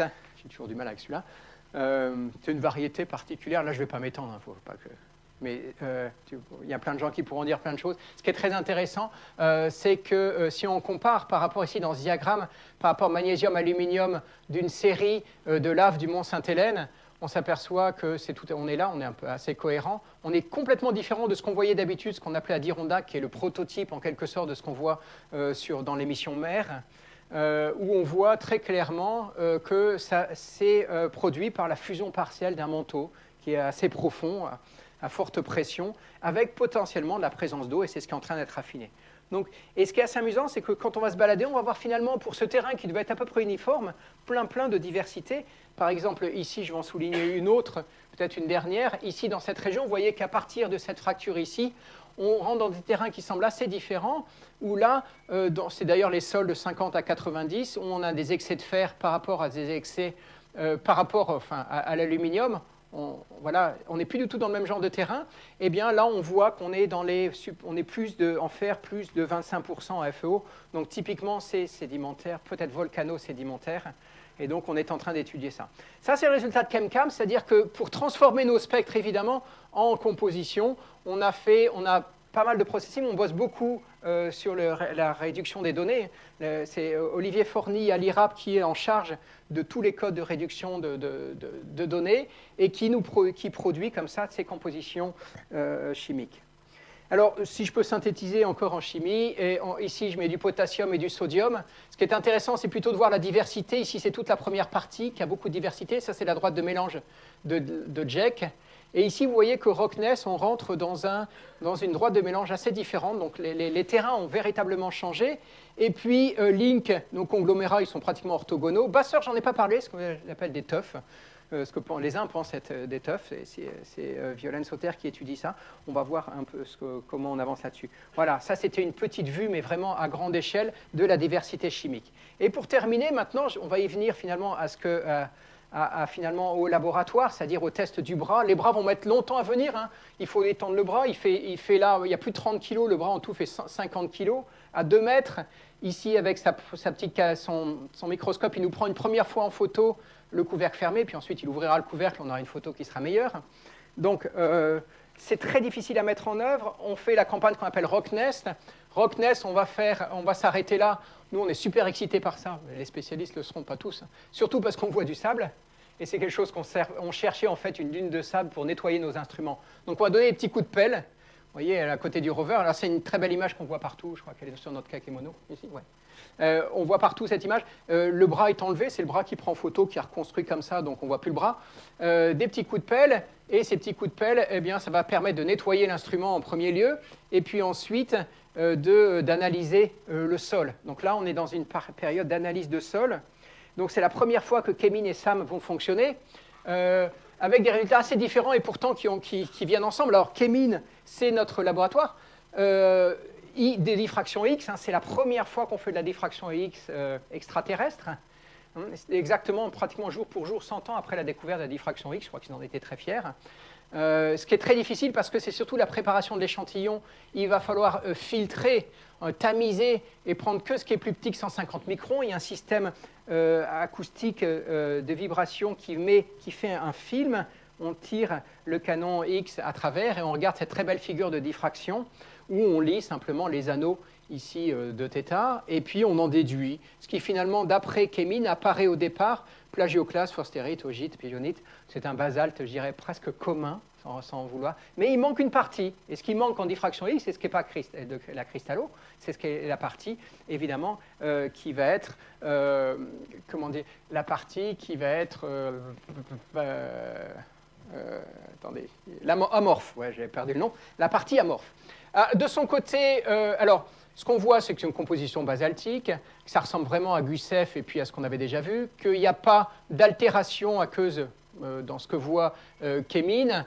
En particulier, il ne voit pas de sulfate, il ne voit pas de perchlorate. Or, Sam prend un échantillon, le chauffe, hein, c'est les petits fours, il y a 74 fours non réutilisables sur Sam, on a déjà utilisé 6. On chauffe, on regarde ce qui s'échappe. Et ici, à 200 degrés, 400 degrés, on voit d'abord l'eau qui sort, le CO2, l'oxygène, du soufre qui sortent, et puis on essaie de se dire qu'est-ce qu'il y avait au départ, ce qui n'est pas forcément unique et ce qui n'est pas forcément évident. D'accord ? Et puis, si on analyse, si on prenait 1 degré de température, on peut l'envoyer, là je ne l'ai pas montré, vers le GC, qui est la partie française de Michel Cabane, où on analyse en détail la chimie. Eh bien, eux voient de l'eau très claire, des sulfates, des carbonates, peut-être des perchlorates, ce qui est pas forcément ce qui est différent de ce que voit Kemin, ça veut simplement dire que c'est la partie amorphe que ne peut pas voir Kemin. Et on en déduit que ces sols sont véritablement intéressants. Il y a beaucoup de choses dans ces sols. C'est eux qui portent probablement, en particulier pour la partie la plus fine, la poussière, l'hydratation. Alors ici, voici notre petite pelle. On passe notre temps à se prendre en photo, on va regarder comment c'est dedans, etc. Et ici, on voit les sols, on voit que la partie supérieure du sol, les grains sont tombés, hein, on est de l'ordre du millimètre à 2 mm, c'est la partie la plus grenue, et puis on a la partie la plus fine. Alors là, c'est là où KEMCAM revient, avec les analyses de sol, ça s'est porté par Pierre-Yves Mélin, qui a un bel article à venir dans Science là-dessus, justement, parce que, c'est pas la poussière, je reviendrai sur la poussière après. D'abord les sols, la diversité des sols est étonnante. Ce qu'on mesure, nous, typiquement, c'est 2 types de sols, ici en silicium et puis sodium-potassium. Ici, on voit ce qu'on a appelé le type 1. C'est des sols qui vont être vus un peu partout, très fins, c'est la partie très fine, qui finalement, c'est le sol type mafique qui appartient à tout Mars, qui vole de Mars en Mars, qui est un peu partout. Hein. Et puis, le sol de type 2, qui est plutôt felsique, qui est plutôt lié à la naissance des roches, et qu'on ne voit qu'à l'intérieur de notre première zone ici, qui sont des plus grenus, moins fins, et puis vous voyez ici, ce type 2 est beaucoup plus chargé en silicium. On a une continuité mécanique entre les deux, mais ce n'est pas sûr qu'on ait une continuité chimique, on étudie ça. Et puis évidemment, KEMCAM, et je reviens à ce que j'avais dit au début, voit aussi le premier tir. Le premier tir, c'est la poussière. C'est la première fois, on savait que la poussière était partout. Étonnant, et ça c'est quelque chose qu'on a fait avec Jérémy Lassure, regardez ce qu'on a fait, c'est qu'on a amené à bord une cible de graphite. Donc c'est du carbone, et on a tiré dessus. On a mis plein de petites cibles hein, qu'on a fait avec le temps. Et puis voilà, on a fait 50 tirs. Premier tir, on voit le spectre en bleu. 50e, on voit le spectre en rouge. Ils n'ont rien à voir sur la même cible. Donc le premier, on a bien vu la poussière, magnésium, silicium, calcium, etc. Même de l'hydrogène. Et puis le dernier, c'est simplement le carbone du graphite qui est en dessous. Et donc ça nous permet ainsi d'isoler la contribution poussière.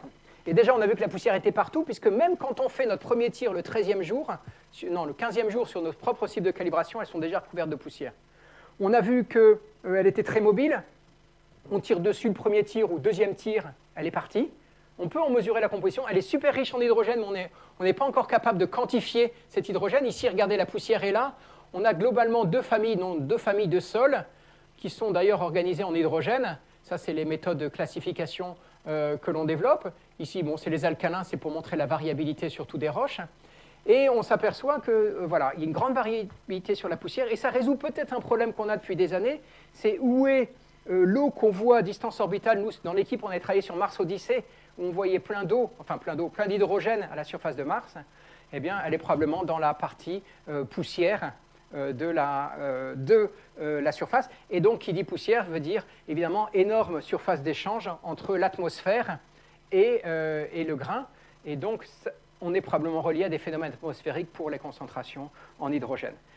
Voilà, on arrive à la fin. Le dernier point, on a bien fini par arriver à Yellowknife. On a un peu bagnaudé encore une fois. Là, on a traversé les jours 123, 124. On est parti au fond, là, prendre des photos, on est revenu. Puis ici, on a trouvé ça génial, alors on s'est arrêté. Alors, très clairement, en arrivant dans Yellowknife, les terrains ont changé. Ça, c'est ce qu'on appelle sheller. On s'est même dit qu'on allait y retourner au retour, parce qu'on va repasser par là. Très lité, très très fin, légèrement incliné. Donc ça, c'est très clairement sédimentaire. Alors là, vous pouvez, on va étudier ça. Il n'y a plus de photos. On n'est plus vraiment dans le terrain basaltique pur. Chemcam là fait un tir sur une roche ici et tire sur la partie sombre ici. Et puis d'un seul coup, passe sur une partie blanche. On avait vu ces veines. On ne savait pas ce que c'était. Je vous ai dit que le sulfate de calcium, on ne l'avait pas vraiment vu. On ne l'avait pas vraiment vu. Et là, carrément, dans la partie sol, là, carrément, dans la partie roche, on tape sur la veine, on voit exploser le calcium, on voit exploser le soufre, que d'habitude, on ne voit jamais, c'est très, très difficile à voir, par rapport à une autre, là, on voit la contribution atmosphérique, mais par rapport à d'autres roches. Et donc, on voit qu'on a vu du sulfate de calcium dont on ne connaît pas l'hydratation. Ça peut être du gypse, ça peut être de la basanite, de l'anhydrite, on est en train d'y réfléchir. Ça a l'air de tendre vers la basanite. Ce n'est pas complètement hydraté non plus. Et le gypse, hein, par exemple, c'est de l'eau qui percole à travers la roche et de l'eau plutôt chaude. Donc c'est aussi un traceur de température intéressant. On arrive à John Glenn, donc on a fait nos mesures de sulfate de calcium. Nous, avec Chemcam, on a tiré un peu partout. On a dit, c'est pas mal de creuser par ici, donc on va y poser le bras. Et on va y poser le bras, et en posant le bras, on va faire ce qu'on appelle le premier drill. Et donc le drill, c'est une foreuse. On n'a jamais drillé sur une planète extraterrestre, hein, c'est compliqué, c'est beaucoup de technologie. Il nous faut presque 3 mois pour le faire, 3 semaines pour le faire, 3 ou 4 semaines pour le faire. Il faut poser le doigt, retirer, poser le doigt. Pour sentir, on fait un premier petit trou. Et puis nous, d'ailleurs, très vite, on va tirer dessus. Premier petit trou, le trou suffit à lui-même pour dire que la couleur est différente. Et ça, c'est une grande nouvelle. On n'est pas oxydé. Et ça, c'était une question énorme qu'on avait depuis des années. Quelle est la profondeur de la couche d'oxydation ? Moi, j'ai vu des modèles avec 1 mètre, 50 cm. On est même en train de dessiner un ExoMars qui fait un trou de 2 mètres pour être sûr de passer en dessous. Là, au bout de 3 mm, on est en dessous. Bon, on avait déjà des idées. Avec Mars Express, avait commencé à lever le voile en disant « Oh là là, ça n'a pas l'air très profond, la couche d'oxydation ». Et c'est important pour tous les processus vivants. Je rappelle que la vie déteste l'oxygène en premier lieu. Hein. Quand la vie naît, il ne faut surtout pas qu'il y ait d'oxygène, qui, comme son nom l'indique, est un oxydant. Et donc, c'est un milieu réduit. On fait un premier trou, après on va faire un deuxième. Pour information, ce trou-là, on a programmé pour faire pendant 2 heures. Et au bout de 7 minutes, il était arrivé au bout. Bon, globalement, on est sur des mudstones, c'est-à-dire on est sur des argiles ou sur de la boue. Voilà, on est globalement sur de la boue séchée. Et évidemment, on prélève, on compare par rapport à Rockness, on va faire quand même pas mal de relatifs, et on s'aperçoit qu'on voit une bande ici importante. C'est la bande des phyllosilicates. Alors les sulfates de calcium qui étaient dans les sols et pas dans les roches, maintenant sont bien là, et les argiles sont là aussi. Donc ça, on a au sol 195. Et évidemment, ça repasse derrière. Alors là, je ne suis pas trop fort pour expliquer tout ça, mais en chauffant, on voit très bien l'oxygène, le dioxyde de carbone. Cette trace à double bosse, ça vient d'une spectite. Et donc là, on est vraiment dans les phyllosilicates. Et puis ici, on va même voir des sulfides qui vont apparaître et donc qui vont nous renseigner en particulier sur les degrés d'acidité de cet environnement. Et ça permet de faire une conclusion que Pierre-Yves va essayer de présenter sur Yellowknife, en disant que on était en présence d'eau liquide parce qu'on a eu des formations d'argile, des sulfates de calcium qui intersectent, hein, c'est ce qu'avait vu Chemcam, un pH qui est plutôt neutre, On n'a pas de sulfate de fer, on a regardé, on ne voit pas de sulfate de fer. On a une salinité qui est relativement faible, et donc en particulier, on ne voit pas de sulfate de magnésium pour l'instant. Bon, alors, contexte non évaporitique, ça, si on veut. Ensuite, on est en milieu réducteur, etc. Et puis, on a vu du carbone. Alors, on n'a pas encore complètement conclu sur le carbone, mais on a suffisamment d'éléments pour dire qu'à cet endroit-là, on répond oui à ma problématique d'habitabilité. Mais n'oubliez pas, le sulfate, on en avait déjà vu depuis des années. L'argile, on en avait vu. Parce que quand je dis ça aux gens de Mars Express, ils me disent on avait déjà tout vu. Je dis ouais, mais j'en suis convaincu. Des pH, machin, on a vu, de l'acidité, on a vu ce qu'on voulait, de l'eau. Simplement, tout est dans un verre. Maintenant, tout est au même endroit, donc c'est au même moment. Et par contre, on ne sait pas pour l'instant combien de temps a duré ce moment. C'est la grande question. Pendant cette condition d'habitabilité, est-ce qu'on est tombé dessus par hasard? On va essayer de visiter le site. Et donc, il faut qu'on continue. Alors maintenant, on va continuer, évidemment. En terminant, il me reste 2 minutes passées. Je voulais simplement vous dire que vous rappelez que ce rover, on le pilote tous les jours. Alors hier, on a trouvé ça. Il faut 265 personnes tous les jours pour le piloter. Pas hyper simple comme voiture à piloter. Sachant qu'il y a la partie qui est la partie Science Team, analyse des données en temps réel, le planning, préparer les séquences, préparer les commandes. Nous, on est immergés dedans. Hein. ChemCam, il faut au minimum 7 personnes. Au minimum, il faut 7 personnes tous les jours pour le piloter. Et donc, c'est des choses qu'on fait ici. On le fait à l'IRAP et au CNES. On a un centre de commande au CNES. Et si vous voyez Olivier, qui est le responsable que commande, ou Suzanne, une étudiante, et puis les gens du CNES qui sont là. Il y a même les gens de SAM qui viennent. Et donc, bon, évidemment, je ne vais pas inviter tout le monde, mais ceux qui veulent venir voir le centre de commande, ça se passe de 5 h du soir à 3 h du matin, une semaine sur 2. Comment ça se passe? C'est simplement une organisation incroyable où vous avez à peu près 17 réunions enchaînées. Et donc, vous commencez ici, vous faites le downlink et vous avez un premier shift de personnes qui vient, puis une deuxième personne, etc. De façon à ce qu'à 10h43 sur Mars, le lendemain, vous puissiez envoyer votre plan d'observation. Et donc, vous avez 17 réunions enchaînées en parallèle. Certaines, vous avez des réunions scientifiques qui sont en parallèle. Et voilà, donc on est des pros des téléconfs, mais ça prend un peu de temps tout ça, et c'est des choses qui sont faites. Et pour doubler ça, évidemment, il est très important de confirmer ou d'étendre avec nos stations sol les résultats, c'est-à-dire qu'ici au JPL, ils ont un autre rover qui permet de tester toutes les séquences. À chaque fois qu'on fait une nouvelle séquence, on la teste, évidemment. Et ici, à l'IRAP, on a ChemCam, qui est le mass unit et même le body unit. Tout ça, c'est des enceintes thermiques. Les mécanos nous ont fait une enceinte martienne, et ce qui nous permet de faire des tirs pour reproduire ou pas ce qu'on voit sur Mars. Donc, il y a une activité de calibration constante ici. Alors, où est-ce qu'on va? On a fini. Vous voyez le chemin qu'on a fait? On a fait du vert au bleu. Voilà, maintenant, il faut qu'on aille au bleu ici. J'espère qu'on ne va pas trouver trop de trucs intéressants en chemin, on verra. Donc, on va repartir de Glen Elk. On s'est donné 8 à 10 mois jusqu'à Noël, globalement, un peu plus, pour aller aux bases du Mont Char. Puis après, il va falloir grimper. Alors, on a prévu de grimper un petit chemin qu'on a défini par ici, qu'il faudra trouver. Je pense qu'il faudra trouver notre chemin. Ça, c'est une très belle vue. Le rover ici, le taille du petit boulder qu'on voit ici, c'est la taille du rover. Donc, on va passer là, là, là. Hop, on devrait passer derrière ici, grimper dans la petite vallée, passer ici. Bon, je reviendrai vous voir d'ici 2-3 ans à la vitesse où on va. Mais ça montre qu'on a encore du chemin. Et on espère travailler maintenant sur le Mont Char, puisqu'on a des sédiments, travailler sur cette durée de l'habitabilité, sur cette séquence de l'habitabilité. Voilà, merci.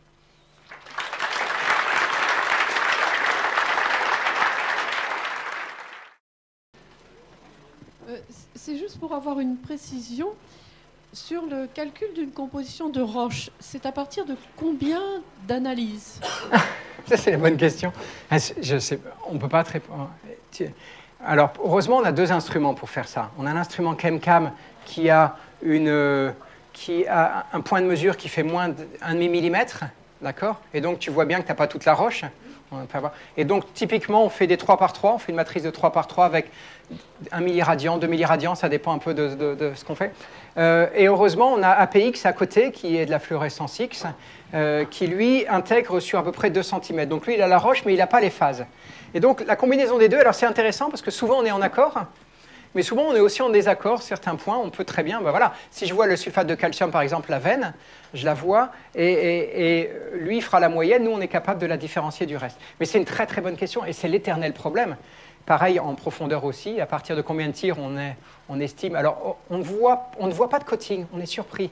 On avait fait plein de papiers en disant on va avoir des super coatings, les 10 premiers tirs, ça va être machin, et puis autre chose après. En fait, on ne voit pas tellement de coating. On ne pénètre pas beaucoup, mais il n'y a pas beaucoup d'altération de surface assez visible. Mais tu as une bonne question, mais c'est l'éternel problème, je crois, de plein de gens. Juste une deuxième et dernière question. Est-ce qu'on a une idée de la minéralogie de la poussière ? Alors, on est en train de travailler dessus. Je vois Jérémy au fond, là. Non, pas encore. Pas encore. Il n'y a pas une solution unique, mais on commence à avoir des idées. Le seul problème, c'est que la poussière est tellement fine. Là, pour le coup, les autres ne le voient pas. Parce que APX, il fait une poussière et puis moyenne de tout ce qui est en dessous. Et puis, Kemin, vraisemblablement, lui, même s'il prend en dessous de 150 microns, il voit plus que de la poussière, il voit aussi du sol.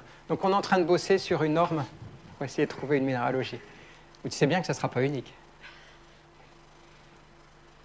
Cette poussière n'est pas gênante pour les optiques? Alors, la poussière est un problème, et oui, est aussi un problème mécanique et technologique. Elle se met partout, elle se met dans les engrenages.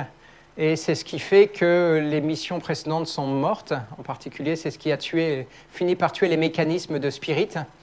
Oui, c'est un problème.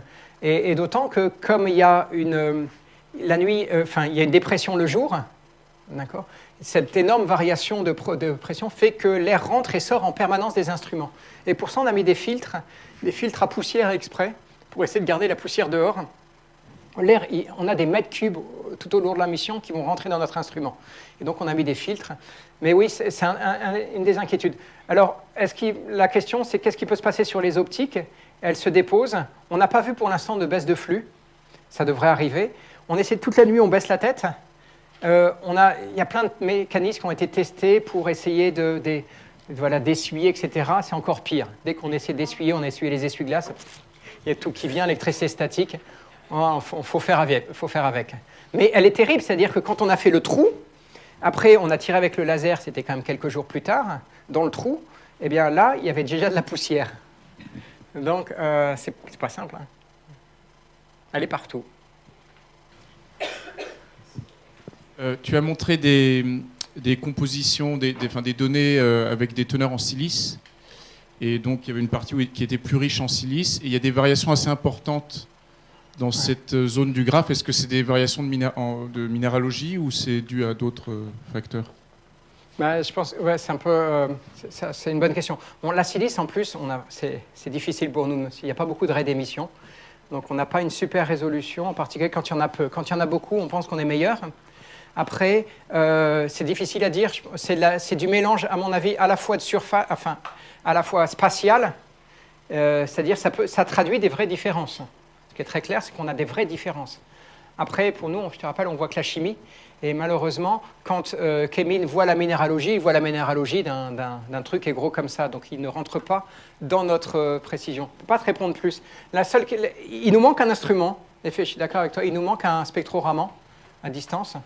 Et c'est ce qu'on va essayer de corriger sur 2020 pour faire à la fois la minéralogie et la chimie à cette résolution. Mais souvent, quand on a la minéralogie, on a la résolution de Kemin, c'est-à-dire à plusieurs centimètres. Donc on est un peu dissocié. C'est un peu dommage. C'est pour ça qu'on va proposer, je vous le dis tout de suite, ici à l'Observatoire, pour 2020, si possible, un ChemCam encore, mais avec du Raman, de façon à résoudre le problème.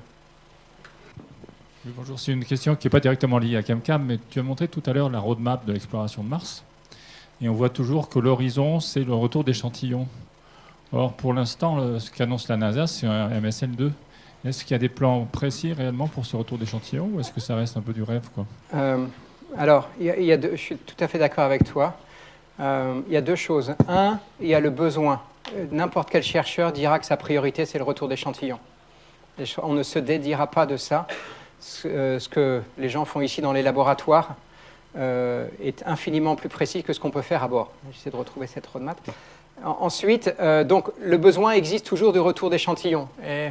Ensuite, il y a la violente réalité. La réalité étant... ils viennent de proposer un MSL 2020. MSL 2020, c'était une façon de dire on va reprendre le Sky Crane et un objet d'à peu près 900 kg. Ça nous dimensionne déjà la science. La Science Diffusion Team est en train de travailler, on ne sait pas ce qu'ils vont sortir. C'est probablement qu'il y aura du caching. C'est-à-dire, un caching, c'est un sac à dos ou quand on trouve quelque chose d'intéressant, on le met dans le sac à dos pour qu'une future mission vienne le chercher. Parce qu'on pense qu'une mission ne peut pas à la fois venir chercher l'échantillon et aller le choisir.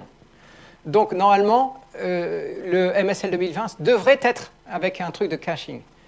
Ceci dit, ça ne résout pas le problème et tout le monde se cache parce que la principale difficulté du retour d'échantillon, c'est de redécoller de Mars. Or, certains pensent qu'il faudrait mieux une mission technologique avec une fusée de retour plutôt que d'aller faire le caching. C'est assez simple, on refait MSL, on met un sac à dos et à chaque fois qu'on voit un bon échantillon comme John Klein là qu'on a vu, on l'aurait mis dans le sac à dos. Le Mudstone qu'on vient de trouver, là, on l'aurait mis dans le sac à dos très clairement. Donc, c'est en point de mire, mais il y a les budgets et la techno, et je pense que tu as raison. Je suis curieux de savoir ce que la Science Definition Team va trouver.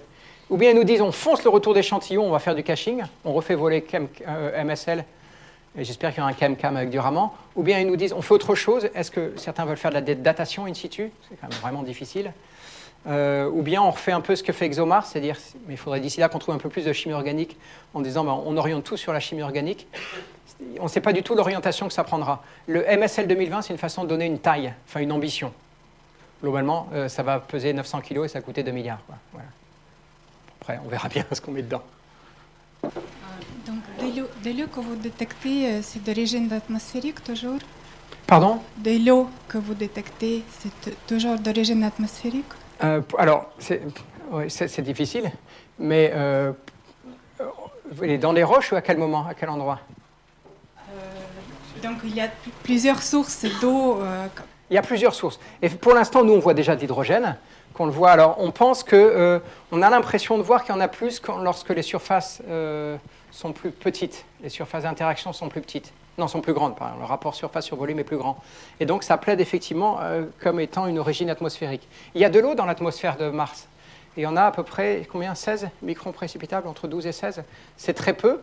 Par contre, ça couvre tout, puis ça homogénise en plus la surface très bien. Donc, on a l'impression... Non, c'est vraiment notre grand débat. Non, ce qui est clair, c'est que Sam, lui, voit beaucoup d'eau à certains endroits, et là, c'est nettement au-dessus de ce que peut se permettre l'atmosphère. Donc, on a les deux. Mais, et alors, vas-y, Pierre. Par rapport aux isotopiques, des sur-H correspondent aux mesures dans les finds et ouais. Semblent être atmosphériques.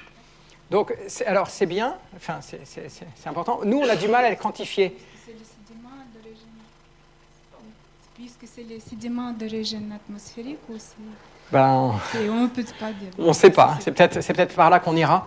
Ce qui est très clair, c'est que nous, on a un gros problème pour l'hydrogène, c'est que c'est très difficile à quantifier.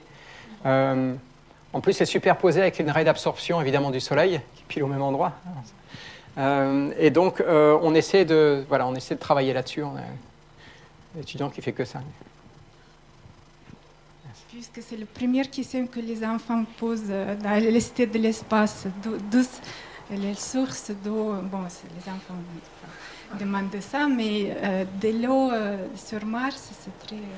première question. Oui, les gens nous posent beaucoup la question de l'eau sur Mars, et à chaque fois qu'on dit qu'on a vu de l'eau, ils ont toujours l'impression que c'est la première fois. Alors qu'en fait, on passe notre temps à voir de l'eau. Alors on voit soit des traces, en morphologie, on voit, je vous ai dit, des traces d'écoulement, soit on en voit vraiment, on en voit au pôle, on le voit très bien, à l'équateur, avec Odyssey, on en a vu, là on voit des traces plus ou moins indirectes. Donc de l'eau, il y en a plein, la question c'est combien il y en a et à quelle époque. Et si on essaie de mettre ça en une grandeur qui s'appelle un équivalent global, vous savez que sur Terre, si vous enlevez toutes les montagnes, vous transformez la Terre en une belle boule de billard, vous trouverez à peu près l'équivalent de 3 km d'eau. C'est-à-dire c'est la surface, c'est la quantité d'eau à la surface de la Terre. Eh bien sur Mars, si on voulait remplir tout ce qu'on pense, etc., il faudrait tourner autour de 500 mètres. Donc c'est un peu le bilan, c'est un peu la recherche. 500 mètres d'eau à trouver à la surface de Mars. À quelle époque, c'est aussi la grande question. Et où est passée cette eau? Et donc il y en a très très peu en ce moment dans les calottes. Il y en a une partie qui est par l'échappement atmosphérique qui est partie, très clairement. Et donc la question, c'est de savoir où est le reste de l'eau. Sous quelle forme? Bonjour, merci pour votre super exposé. Moi j'ai une question beaucoup plus tweet. Si la caméra à bord de l'expédition voit réellement un martien, est-ce que vous le direz ou non?